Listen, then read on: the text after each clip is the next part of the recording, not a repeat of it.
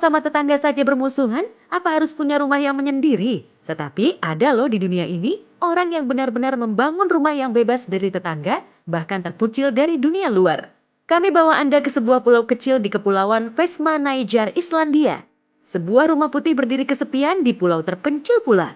Rumah putih ini disebut-sebut sebagai rumah paling kesepian di dunia. Anehnya, meski menyendiri, rumah ini masih tampak terawat.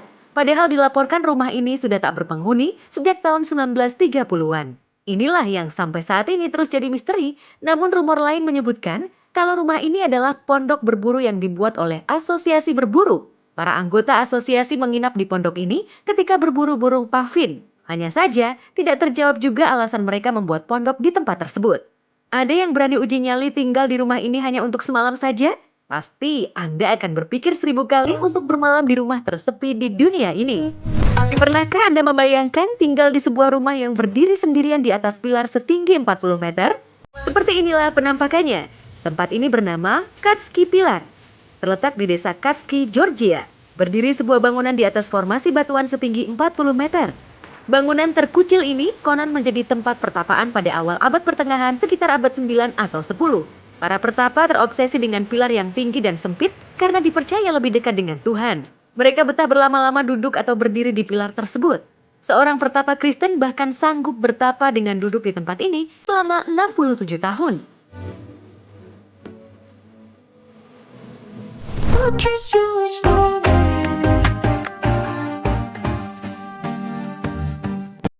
Anda tenang menyendiri, ingin jauh dari keramaian? Anda nampaknya cocok tinggal di sebuah pondok kecil yang berdiri di tengah-tengah sungai Drina, Serbia ini. Rumah kecil ini sudah dibangun sejak tahun 1968 oleh sekelompok perenang yang membutuhkan tempat untuk berlindung. Rumah unik ini beberapa kali hancur diterjang aliran sungai yang naik. Lokasi ini menjadi semakin menarik sejak sungai Drina masuk ke dalam Taman Nasional Tara yang mendapat perlindungan alam dari UNESCO. Tempatnya memang indah, tetapi yakin bisa bikin betah. Yakin mau tinggal di rumah yang sama sekali tak punya tetangga? Hidup bertetangga memang kadang tidak enak, tetapi masih lebih enak daripada hidup kesepian, bukan?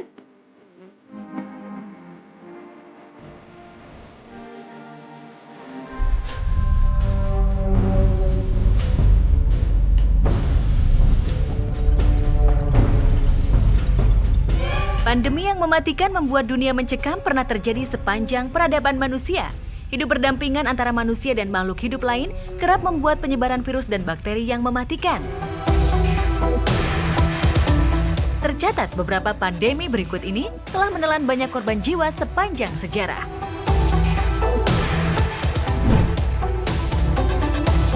Plague of Justinian terjadi di Konstantinopel pada 541 Masehi yang disebabkan oleh bakteri Yersinia pestis. Bakteri ini terdapat pada tikus yang diduga berkeliaran di kapal dari Mesir melalui Laut Mediterania. Penyebarannya sangat cepat hingga Eropa, Asia, dan Afrika Utara. Diperkirakan 30-50 juta orang meninggal atau setengah dari populasi dunia saat itu. Tak banyak yang bisa dilakukan ketika itu kecuali menghindar dari orang-orang yang telah terinfeksi.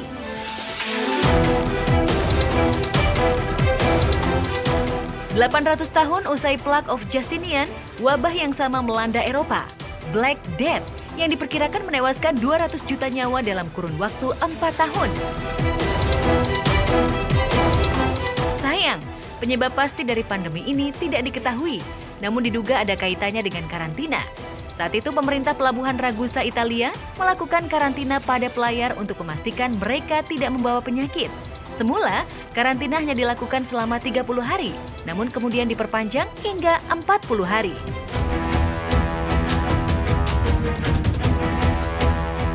Ada juga Spanish flu atau flu Spanyol yang terjadi pada 1918. Inilah yang paling mematikan sepanjang sejarah. Virus muncul saat Perang Dunia Pertama dan sekitar 500 juta jiwa terjangkit flu ini dengan 100 juta kematian. Pada saat itu, penyakit influenza tak disebabkan oleh virus, melainkan oleh bakteri Haemophilus influenza. Kurangnya pemahaman medis membuat pandemi flu Spanyol ini sulit diatasi. Antibiotik pun baru ditemukan 1 dekade kemudian. Dapat dibayangkan dalam kurun waktu tersebut, pemerintah hanya melakukan kebijakan karantina pada penduduknya. Tak jauh beda dengan pandemi COVID-19 saat ini yang juga mewajibkan warganya untuk menggunakan masker dan menghindari kerumunan perkumpulan.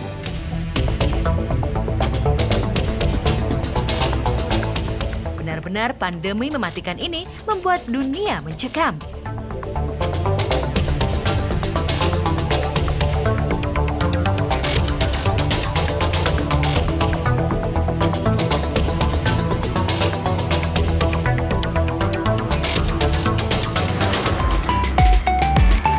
Penemuan vaksin merupakan ide cemerlang di tengah wabah pandemi yang terjadi. Tapi tahukah Anda, beberapa penemuan cemerlang di dunia kesehatan berikut ini cukup mengejutkan.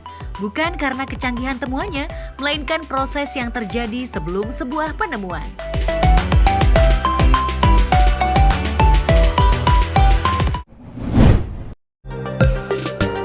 Anda pasti tak percaya jika tindakan medis berupa operasi pertama kali dilakukan oleh tukang cukur rambut, bukan seorang ahli bedah layaknya era modern.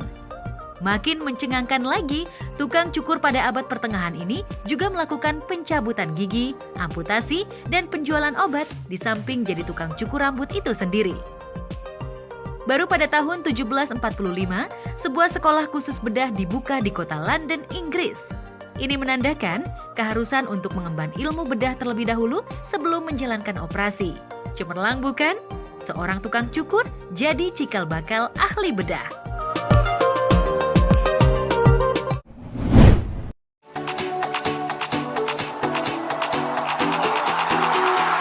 Pada tahun 1647, seorang dokter berkebangsaan Inggris, Thomas Willis, menjadi sosok pertama di dunia medis yang bisa membedakan seseorang menderita diabetes atau tidak.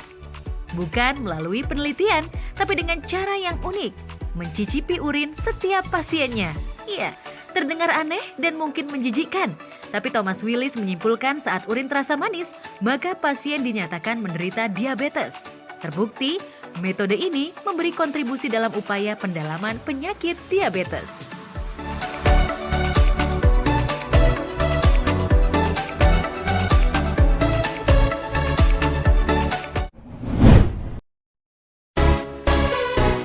Melihat dokter menggunakan stetoskop bukanlah hal baru. Dengan alat ini, suara dalam tubuh terutama detak jantung bisa terdengar.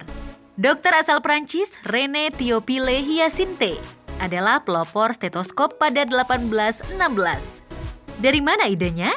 Konon, René menciptakan stetoskop agar ia tidak harus menempelkan kupingnya ke dada pasien setiap pengecekan detak jantung. Terinspirasi dari tabung kosong yang bisa menghasilkan suara lebih jelas. Secara bertahap, bentuk stetoskop pun mengalami perubahan hingga bentuk yang populer kini. Siapa sangka, ide alasan dan ide sederhana inilah yang kemudian menjadi alat wajib para dokter. Benar-benar temuan cemerlang dunia kesehatan.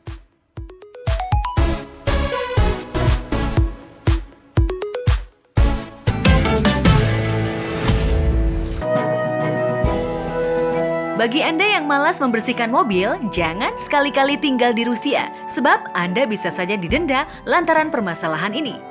Di Moskow dan kota-kota besar lainnya di Rusia, pengemudi harus membawa mobil dalam kondisi bersih. Jika itu dianggap kotor, maka Anda akan diberhentikan. Ternyata, polisi di sana kerap memberlakukan undang-undang ini karena mobil kotor termasuk plat kendaraan yang tertutup, sehingga polisi tak bisa melihat jelas nomor kendaraan dan mengeluarkan denda.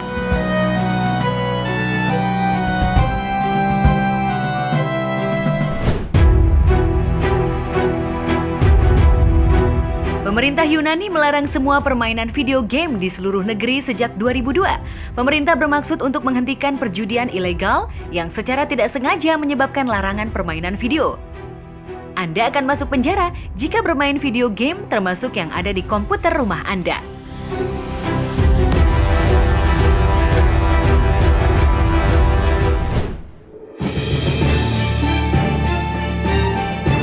Pada tahun 2008, Jepang mengeluarkan hukum Metabo yang membuat banyak orang menggaruk-garuk kepala dan menambahkan satu lagi kesan aneh soal Jepang.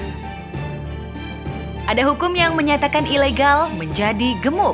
Jika Anda cukup gemuk, pemerintah dapat mendenda atau bahkan memenjarakan Anda. Hukum ini berlaku jika Anda berada di antara usia 45 dan 74 tahun dan Anda memiliki ukuran pinggang 35,4 inci atau lebih untuk pria normal atau 31,5 inci atau lebih untuk wanita. Maka Anda harus pergi ke dokter dan meminta saran tentang cara mengecilkan pinggang Anda dan meningkatkan kesehatan Anda.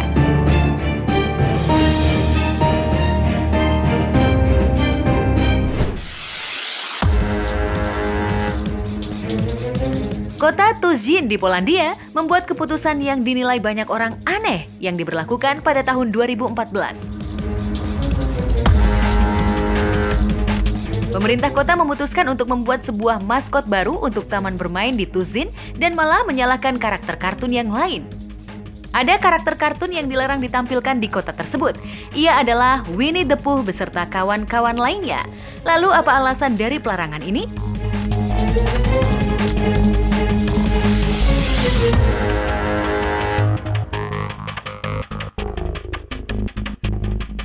Ternyata, pangkal permasalahannya dari Winnie the Pooh yang tidak menggunakan celana. Kartun beruang ini dianggap menyalahi norma kesopanan. Pasukan militer bagi suatu negara berdaulat sangatlah penting, baik itu menjaga stabilitas yang berupa ancaman dari dalam negeri maupun luar negeri. Pasca Perang Dunia Kedua, beberapa negara berlomba-lomba memperkuat pertahanan negaranya dengan pasukan militer yang mumpuni dan disegani oleh negara lain. Akan tetapi, di antara negara yang sedang memperkuat pasukan militernya, justru ada negara di dunia yang tidak memiliki pasukan militer. Top Highlight mencoba merangkum beberapa negara yang sama sekali tidak memiliki pasukan militer.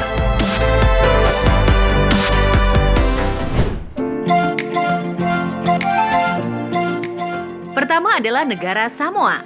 Samoa merupakan negara kepulauan yang terletak tak jauh dari Selandia Baru. Negara indah ini menjadi sangat rentan untuk diserang dari luar. Dengan hanya memiliki pasukan polisi lokal, negara Samoa tidak mengalami ketakutan yang berlebihan. Pasalnya, Samoa telah masuk dalam perlindungan militer Selandia Baru. Jadi, jika negara Samoa ini tiba-tiba diserang dari negara lain, maka pasukan militer Selandia Baru yang akan turun tangan.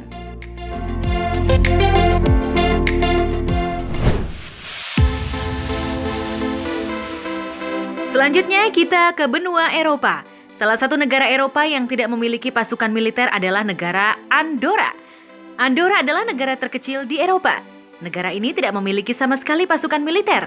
Negara kecil ini merdeka dari penjajahan Prancis pada tahun 1814 silam.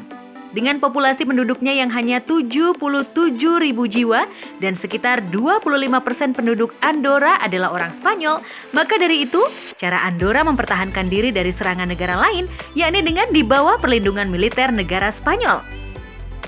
Karena memiliki hubungan yang erat sejak ratusan tahun yang lalu, bahkan negara Andorra merupakan negara teraman di dunia.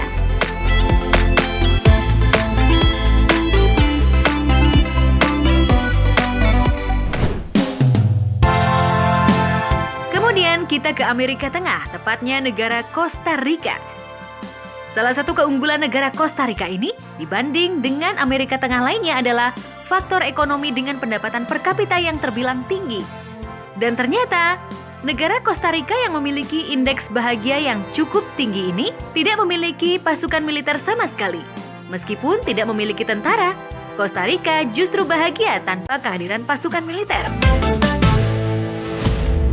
Tertawa adalah olahraga, dan olahraga pasti membuat tubuh sehat. Tapi apa jadinya jika olahraga yang populer di beberapa negara ini benar-benar membuat orang tertawa tanpa harus melakukannya? Iya, aneh dan tak lazim. Cheese rolling adalah olahraga yang dilakukan dengan berlari kencang menuruni bukit demi mengejar keju. Keju berbentuk silinder yang digelindingkan wasit dari atas bukit. Cukup beresiko karena lari kencang dari atas bukit berpotensi peserta jatuh hingga terguling ke bawah. Sejak 200 tahun, olahraga mengejar keju ini sudah mulai dilakukan oleh warga Inggris.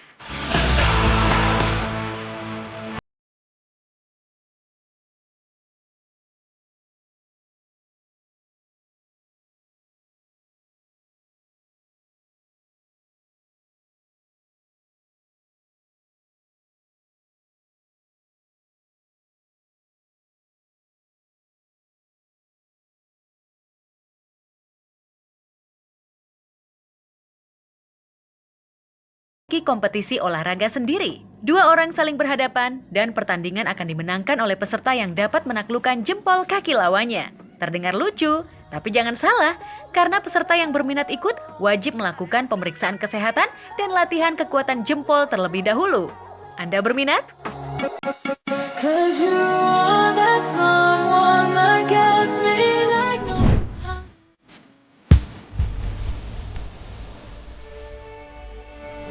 Olahraga yang membuat Anda tertawa ada pula dari Finlandia. Wife carrying atau menggendong istri adalah sebuah olahraga yang diikuti oleh kaum pria.